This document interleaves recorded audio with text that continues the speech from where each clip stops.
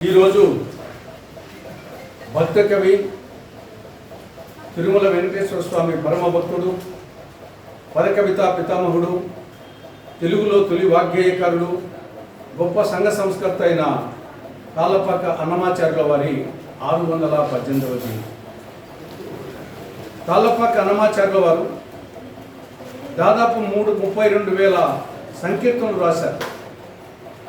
ఆయన సంకీర్తనలు దాంట్లో భక్తి రసం, శృంగార రసం, వైరాగ్యం, సమానత్వం, సామ్యవాదం, సంస్కరణవాదం ఇలా అన్నీ కలగలిపి ఉంటాయి ఆయన సంకీర్తనలు.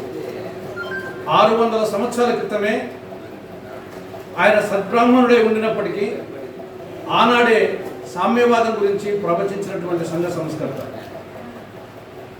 బ్రహ్మం ఒక్కటే, పరబ్రహ్మం ఒక్కటే, నిండార రాజు నిద్రించు నిద్రయు ఒకటే, అండనే బంటు నిద్ర అదియు ఒకటే, మెండైన బ్రాహ్మణుడు మెట్టి భూమి ఒకటే, చండాలుడు నేటి సరిభూమి ఒకటే అని సామ్యవాద సిద్ధాంతాన్ని 600 సంవత్సరాల క్రితమే ప్రవచించినటువంటి సంఘ సంస్కర్త ఆయన తెలుగు భాషకు అనేక విధాలుగా సేవ చేశారు.